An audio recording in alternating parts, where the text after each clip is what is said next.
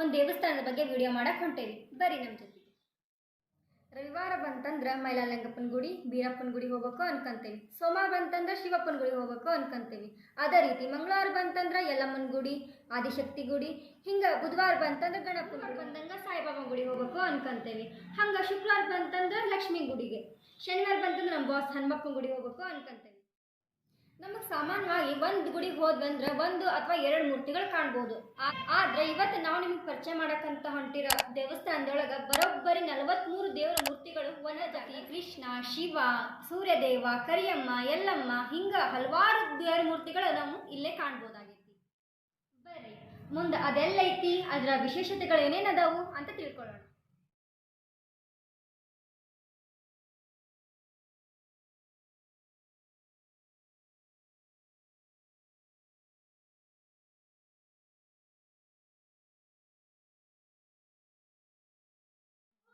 प्रथमं शैलपुत्रीति, द्वितीयं ब्रह्मचारिणी, तृतीयं चन्द्रघण्टेति, कूष्माण्डेति, चतुर्थकं पंचमं स्कन्दमात्रेति, षष्ठं कात्यायनीति च, सप्तमं कालरात्रिश्च, महागौरीति चाष्टमं, नवमं सिद्धिदात्री च, नवदुर्गा प्रकीर्तिताः.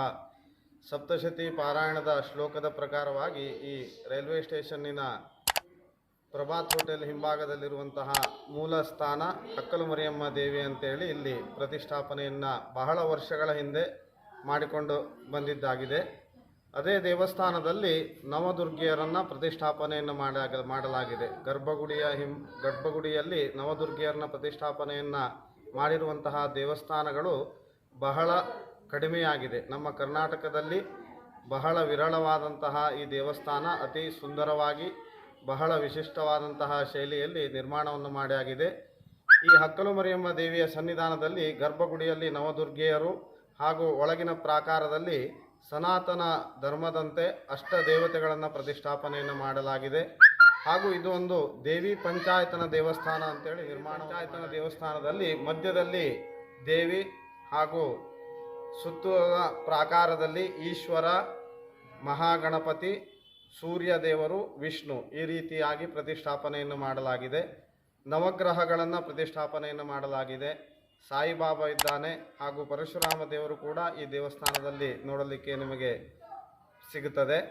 ಈ ದೇವಸ್ಥಾನದ ವೈಶಿಷ್ಟ್ಯ ಅಂದರೆ ಹಕ್ಕಲು ಮರಿಯಮ್ಮ ದೇವಿ ಬಹಳ ವರ್ಷಗಳಿಂದ ಇಲ್ಲಿಯ ಹಕ್ಕಲು ಅಂದರೆ ಇಲ್ಲಿಯ ಹೊಲದಲ್ಲಿರುವಂತಹ ದೇವಿ ಅದು ಬಹಳ ವರ್ಷಗಳಿಂದ ಇದನ್ನು ಪೂಜೆಯನ್ನು ಮಾಡ್ತಾ ಬರ್ತಾ ಇದ್ದಾಗಿದೆ. ಯುಗಾದಿಯಾಗಿ 8 ದಿನಕ್ಕೆ ಈ ಹಕ್ಕಲು ಮರಿಯಮ್ಮ ದೇವಿಯ ವರ್ಷದ ಜಾತ್ರೆಯಲ್ಲಿ ನೆರವೇರುತ್ತದೆ. ಇಲ್ಲಿಯ ಎಲ್ಲ ಸಮಸ್ತ ಬಾಂಧವರು ಬಂದು ಬಹಳ ವಿಜೃಂಭಣೆಯಿಂದ ಈ ಹಕ್ಕಲು ಮರಿಯಮ್ಮ ದೇವಿಯ ಜಾತ್ರಾ ಮಹೋತ್ಸವವನ್ನು ನೆರವೇರಿಸ್ತಾರೆ. ಹಾಗೂ ವಿಶೇಷವಾಗಿ ನವರಾತ್ರಿ ಶರನ್ನವರಾತ್ರಿಯ ಸಂದರ್ಭದಲ್ಲಿ ನವದುರ್ಗಿಯರ ವಿಶೇಷವಾದಂತಹ ಆರಾಧನೆ ಕೂಡ ಇಲ್ಲಿ ನೆರವೇರುತ್ತದೆ. 10 ದಿನಗಳ ಕಾಲ ಬಹಳ ವಿಜೃಂಭಣೆಯಿಂದ ಮೊದಲನೇ ದಿನ ಶೈಲಪುತ್ರಿ ದೇವಿಯಿಂದ ಆರಂಭಿಸಿ ಬ್ರಹ್ಮಚಾರಿಣಿ, ಚಂದ್ರಘಂಟ, ಕೂಷ್ಮಾಂಡ, ಸ್ಕಂದಮಾತಾ, ಕಾತ್ಯಾಯಿನಿ, ಕಾಲರಾತ್ರಿ, ಮಹಾಗೌರಿ, ಸಿದ್ಧಿದಾತ್ರಿ ಈ ರೀತಿಯಾಗಿ ಪ್ರತಿದಿನವೂ ಕೂಡ ಒಂದೊಂದು ದೇವರಿಗೆ ವಿಶೇಷವಾದಂತಹ ಪೂಜೆ, ವಿಶೇಷವಾದಂತಹ ಅಲಂಕಾರಗಳ ಜೊತೆಯಲ್ಲಿ ಆ ಶರನ್ನವರಾತ್ರಿಯ ಸಂದರ್ಭದಲ್ಲಿ ದುರ್ಗಾಷ್ಟಮಿಯ ದಿನದಂದು ದುರ್ಗಾ ಹೋಮವನ್ನು ಮಾಡ್ತೇವೆ. ಹಾಗೂ ಚಂಡಿಕಾ ಹೋಮವನ್ನು ಕೂಡ ಈ ಸ್ಥಳದಲ್ಲಿ ಮಾಡ್ತೇವೆ. ಈ ಸ್ಥಳದಲ್ಲಿ ಎಲ್ಲ ರೀತಿಯಾದಂತಹ ದೋಷಗಳನ್ನು ಪರಿಹಾರವನ್ನು ಮಾಡುವಂತಹ ಹೋಮ ಹವನಾದಿಗಳನ್ನು ಕೂಡ ಮಾಡ್ತೇವೆ. ವಿಶೇಷವಾಗಿ ಆಶ್ಲೇಷ ಬಲಿ ಪೂಜೆ, ದುರ್ಗಾದೀಪ ನಮಸ್ಕಾರ ಹಾಗೂ ನವಗ್ರಹ ಶಾಂತಿ ಹೋಮ, ದುರ್ಗಾ ಹೋಮ ಹಾಗೂ ಯಾವುದೇ ರೀತಿಯಾದಂತಹ ಜಾತಕಗಳಲ್ಲಿ ಜನರಿಗೆ ಹೇಳಿದಂತಹ ಏನೇ ದೋಷಗಳಿದ್ದರೂ ಅದನ್ನೆಲ್ಲ ಪರಿಹಾರವನ್ನು ಮಾಡಿಕೊಡುವಂತಹ ಒಂದು ಪುಣ್ಯಕ್ಷೇತ್ರವಾಗಿ ಇದು ಬಹಳ ವಿಜೃಂಭಣೆಯಿಂದ ಈ ದಿನಗಳಲ್ಲಿ ನೆರವೇರ್ತಾ ಇದೆ. ಬಹಳ ಕಡೆಗಳಿಂದ ಇಲ್ಲಿ ಭಕ್ತರು ಬಂದು ತಮ್ಮೆಲ್ಲ ಇಷ್ಟಾರ್ಥಗಳನ್ನು ನೆರವೇರಿಸಿಕೊಂಡು ಹೋಗ್ತಾರೆ. ತಮ್ಮೆಲ್ಲ ದೋಷಗಳನ್ನು ಕೂಡ ಪರಿಹಾರವನ್ನು ಮಾಡಿಕೊಂಡು ಈ ದೇವಿಯ ಕೃಪೆಗೆ ಪಾತ್ರರಾಗಿ ಎಲ್ಲರೂ ಕೂಡ ಬಹಳ ಶ್ರದ್ಧಾಭಕ್ತಿಪೂರ್ವಕವಾಗಿ ಎಲ್ಲ ಕಾರ್ಯಕ್ರಮಗಳಲ್ಲೂ ದೇವಿಯರನ್ನು ಆರಾಧನೆಯನ್ನು ಮಾಡ್ತಾರೆ. ದೇವಸ್ಥಾನದ ಪ್ರಾಕಾರದಲ್ಲಿ ನವಗ್ರಹಗಳ ಗಿಡಗಳನ್ನು ಕೂಡ ಹಚ್ಚಾಗಿದೆ. ಪ್ರತಿ ನವಗ್ರಹಗಳ ಸನ್ನಿಧಾನದಲ್ಲಿ ವಿಶೇಷವಾಗಿ ನವಗ್ರಹಗಳ ಗಿಡಗಳನ್ನು ಕೂಡ ಹಚ್ಚಾಗಿದೆ. ಯಾವುದೇ ರೀತಿಯಾದಂತಹ ಜ್ಯೋತಿಷ್ಕರು ಹೇಳಿದಂತಹ ಯಾವುದೇ ರೀತಿಯಾದಂತಹ ದೋಷಗಳ ಪರಿಹಾರಕ್ಕಾಗಿ ಆ ಗಿಡಗಳ ವೃಕ್ಷಗಳ ಪೂಜೆಯನ್ನು ಕೂಡ ಇಲ್ಲಿ ಬಂದು ಜನರು ಮಾಡ್ತಾ ಇರ್ತಾರೆ. ವಿಶೇಷವಾಗಿ ಸೂರ್ಯನಿಗೆ ಎಕ್ಕೆ ಗಿಡವನ್ನು ಪೂಜೆಯನ್ನು ಮಾಡ್ತಾರೆ. ಅಂಗಾರಕನಿಗೆ ಖೈರದ ಗಿಡವನ್ನು ಪೂಜೆಯನ್ನು ಮಾಡ್ತಾರೆ. ಅದೇ ಪ್ರಕಾರವಾಗಿ ಶುಕ್ರನಿಗೆ ಔದುಂಬರ ಗಿಡ, ಹಾಗೆ ಮತ್ತು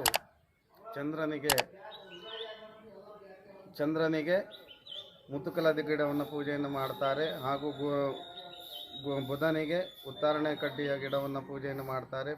ಬೃಹಸ್ಪತಿಗೆ ಅಶ್ವತ್ಥ ಗಿಡವನ್ನು ಪೂಜೆಯನ್ನು ಮಾಡ್ತಾರೆ. ಶನೇಶ್ವರನಿಗೆ ಬನ್ನಿ ಗಿಡವನ್ನು ಪೂಜೆಯನ್ನು ಮಾಡ್ತಾರೆ.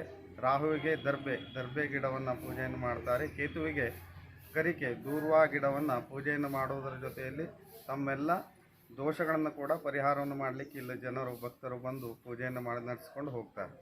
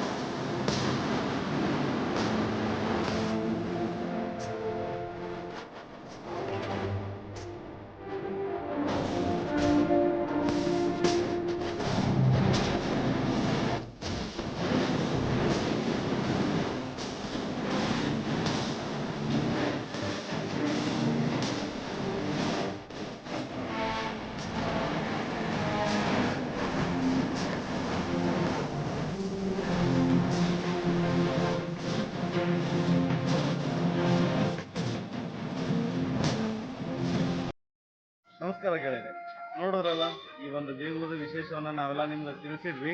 ಈ ದೇಗುಲ ಎಲ್ಲೈತಿ ಅಂತ ಹೇಳಿದ್ರೆ ಹಾವೇರಿಯ ರೈಲ್ವೆ ಸ್ಟೇಷನ್ ಆಪೋಸಿಟ್ ರೋಡ್ನಲ್ಲಿ ಹೋಟೆಲ್ ಪ್ರಭಾತ್ ಹೋಟೆಲ್ ಹಿಂದ್ಗಡೆ ಇದೆ. ಹೌದಾ, ನೀವು ಹಕ್ಕಲ್ ಮಾರಿಯಮ್ಮ ದೇವಸ್ಥಾನ ಅಂತ ಹೇಳಿದ್ರೆ ಯಾರಾದರೂ ನಿಮ್ಗೆ ತೋರಿಸ್ತಾರೆ. ಇಷ್ಟೆಲ್ಲ ವಿಶೇಷಗಳನ್ನು ಒಳಗೊಂಡಿರೋ ಒಂದು ದೇವಸ್ಥಾನಕ್ಕೆ ನೀವು ಒಂದು ವಿಸಿಟ್ ಕೊಡಲೇಬೇಕು.